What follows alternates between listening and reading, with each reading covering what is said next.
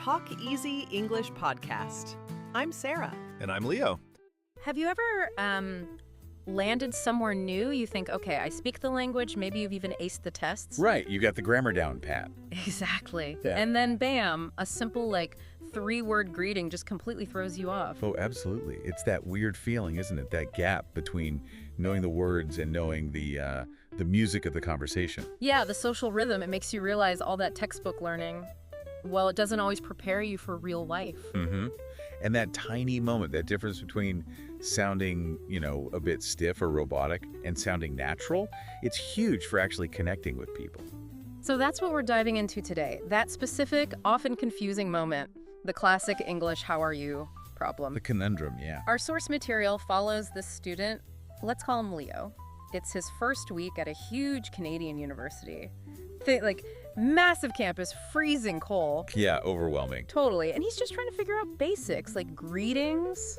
And the sources are great. They really show his confusion. He apparently got lost 3 times trying to find a lecture hall on day 1. 3 times. Poor guy. Yeah. And here's the kicker. Every single person he asked for help. A security guard, another student, even the person making its coffee tap, they all started with the exact same phrase. Yay, how are you? Yep. Every single time. You can just feel the confusion building, can't you? Because Leo's thinking, coming from his background. Where that question actually means something. Right. He's thinking, hang on, why do all these strangers suddenly need a detailed report on my emotional state? I'm freezing, I'm lost, I'm kind of freaking out. Mm-hmm. It feels invasive if you take it literally, especially when it happens over and over. You expect a real question, needing a real answer, but you're just getting this opener. It feels almost exhausting, counterproductive, if you're wired to stop and actually answer it properly each time. Yeah, like you're supposed to give substance, but all you're getting is sound, like a placeholder. Okay, so let's unpack this. That's our goal for this deep dive. Figuring out those hidden rules. Why, how are you, isn't really a question in the way Leo thought it was. It's something else. Right. So the first hurdle for pretty much any learner is falling into that literal trap. Okay, so the security guard says, hey, how are you? And Leo, bless him, just answers honestly. Completely honestly, his response. Lost. Which, technically. It's true, he was lost. It's a totally accurate status update. Accurate, yes. But socially?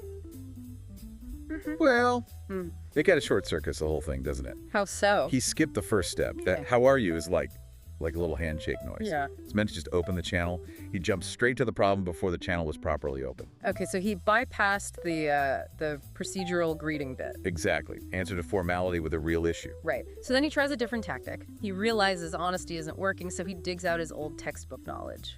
Tries to be super polite. The correct answer. He goes with, I'm fine, thank you, and you. Perfect grammar. A+ from the teacher. But the sources say people looked surprised. They paused. why? It's polite. Too polite. Too long. Too formal. Too structured. For just, bumping into someone in the hallway. Ah, so it's like showing up in a 3-piece suit when everyone else is in jeans. Precisely. It just doesn't match the vibe. It flags you as maybe not quite getting the social rhythm yet. Okay, so technical perfection isn't always the goal in these casual chats, but it wasn't just, how are you, was it? English has a load of these little phrases that look like questions. Oh, definitely. They function more like friendly noises.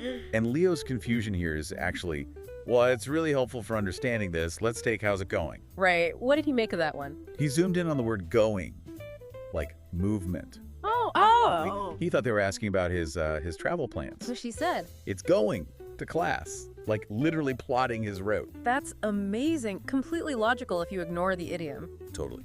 But completely wrong in context. And the next one is even better, I think.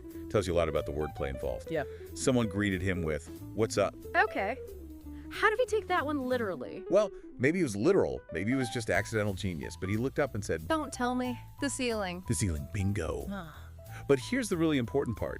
According to the sources, the other students didn't mock him. They laughed with him. Ah, that's nice. Canadians. Exactly. And that joke works because what's up plays on that double meaning up as in direction and up as in what's happening. Right. By taking it literally, he actually made a decent pun. And it probably clicked for him then, like, okay, hang on, maybe half of these greetings aren't really questions, they're just noise, friendly noise. So if the honest answer is wrong, the formal answer is weird, and taking the casual ones literally is also wrong. We need to figure out what they actually are.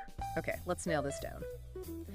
The sources seem to draw a clear line between, like, a real question and these greeting things. Yeah, they call them procedural phrases versus substantive questions. Okay, explain that. Substantive question. That needs real information, a unique answer like, where's the library? Or what time is it? You need data. Got it. And a procedural phrase, like, how are you? That expects a preset, almost scripted reply. It's not really about getting data. It's more like a habit, a way to signal, hi, I'm open to interacting. It's basically just a slightly longer way of saying hi. Okay, a polite, expanded hi. That makes sense. It's a pattern. But you said earlier Leo kind of bypassed the social contract with his I'm lost answer. What is that contract exactly? What are we breaking if we answer too honestly? Yeah, the social contract. Good question. Basically, it sets the rules for the interaction, the scope of it. Scope. Yeah. So when a stranger, or even just an acquaintance, hits you with one of these procedural phrases in a quick public setting like asking for directions, ordering coffee. Right, transactional stuff. Exactly. The unspoken agreement, the contract is, we're going to keep this quick, we're going to keep it light, and neither of us is going to dump a load of emotional baggage on the other. Emotional labor. That's the key term, isn't it? That's it. So if someone says, what's up? And you immediately dive into, oh man, my dog's sick, I might get evicted, I'm having an existential crisis. Right, the whole life story problem the sources mentioned. Yeah, you've just broken the contract. You've introduced heavy stuff without warning. You've unilaterally changed the interaction from quick check-in to impromptu therapy session. Exactly. And English small talk, especially in North America, it seems really geared towards avoiding that. It wants that light, quick connection, brevity, boundaries. That's the name of the game. Okay, this cultural angle is super interesting. Why is North American small talk often like this? So focused on speed, rhythm, almost actively avoiding deep stuff with strangers. Well, the sources suggest it ties into ideas about efficiency and maybe individualism too. Public spaces are often seen as transactional. Meaning, think about it. When you stop that security guard or the coffee person, you're taking up their time, right? They're usually busy or on the clock. Okay, yeah. So that super quick greeting, that how are you? Good, you? Good. It sort of acknowledges that need for speed. It's efficient. So the rhythm itself is partly about saving time? I think so, yeah. It signals friendliness, I see you, you see me, but then it lets you get straight to the point, the actual business, like directions or ordering. Whereas in other cultures, maybe like Leo's. The greeting is the start of the conversation. If you ask, how are you? You're expected to actually listen to the answer, engage with it. The exchange takes longer. But here it's like the conversation starts after the greeting ritual is done. Exactly. It's like a little clearance step you have to go through. You clear the how are you hurdle, then you get down to business. And that's what Leah figured out, that matching the speed, the brevity, was the key to sounding Well, local. Yeah, it reflects that cultural value placed on sort of efficient interaction in public. Get in, be friendly, get the info, get out. Okay, so we've got the idea. Rhythm, brevity, positivity, at least in these quick, casual public chats. So let's give Leo and you listening the actual tools. What are those quick, easy answers? Right, the short list, it's pretty simple. Needs to be fast, generally positive, and maybe bounce it back. Like, Thanks, classic. pretty good, also solid. Or maybe if you're just okay, not bad. Yeah, neutral's fine too. And then the really quick ones, Hey, you, or even just you, really speeds it the up. point is just fast. Keep it moving. But hang on, context matters, right? Yeah. We kind of slam that textbook answer, I'm fine, thank you, and you. Is that never okay? Good point. No, it has its place. Context is key. Like if Leo was writing his first email to a professor. Oh, yeah. Or maybe walking into a really formal job interview. Exactly. In those situations, more formal, maybe higher stakes, or written communication where you want to show respect. For hierarchy? Yeah. Or just the seriousness of it. Then suddenly, I'm fine, thank you, sounds appropriate. Maybe even preferred because it's not too casual. Right. So the university hallway needs speed, but the formal interview might need a bit more structure in the greeting. That makes sense. It helps frame the rule, doesn't it? Okay, now the big one. The question every learner hits. What if you're not fine? Like Leo, lost, cold, stressed, and someone chirps, how are you? You know you're supposed to keep the rhythm, say something positive. Doesn't it feel, I don't know, fake? Dishonest? Yeah, that's the tricky bit, isn't it? That little bit of friction in the social contract, You could feel weird. So is it lying? Well, generally, no. It's not really seen that way. The sources kind of frame it as automatic, like brushing your teeth.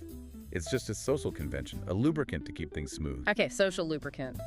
But isn't there a danger of sounding like totally detached or insincere if you always just robotically say good? Maybe a slight risk, but honestly, the risk of sounding detached is usually way, way lower than the risk of derailing the whole interaction by dropping unexpected personal drama. Right, breaking that contract again. Exactly. Most people asking in those quick contexts, they just don't expect a deep dive. They're looking more at your overall vibe. Like, are you smiling? Making eye contact? Does the response come easily? So the words good or fine are less important than the feeling you give off, the sort of emotional body language. I think that's a great way to put it. Emotional body language. The goal isn't really data transfer. It's just affirmation. You're saying, yep, I'm here. I'm friendly, ready for the next step. Okay. And Leo finally got it right when he started treating it like that quick dance. Yeah, totally. Once he nailed that short response, pretty good, thanks, you. Things just flowed better. The greeting wasn't a hurdle anymore. It was just the start, a smooth start. Hashtag tag outro. So that realization that less is more, basically, and that the rhythm matters more than the literal words, that was Leo's breakthrough. That's how he started to sound, local. And the rest of his day went better, right? Found the library, got his student card. Yeah, even managed to get a coffee, though apparently it was burnt. But hey, he navigated the social part. The chaos of the greeting was solved. And hopefully, understanding that cultural context behind it all is a shortcut for you, listening. You can sort of skip that initial confusion, the ceiling moments, or wondering if how's it going is about geography. We figured out that these standard greetings are really just tools, rhythmic, social tools. Yeah. They prioritize being quick, being light, especially when you're just doing something transactional. Right, but that leaves us with a really interesting follow-up thought, doesn't it?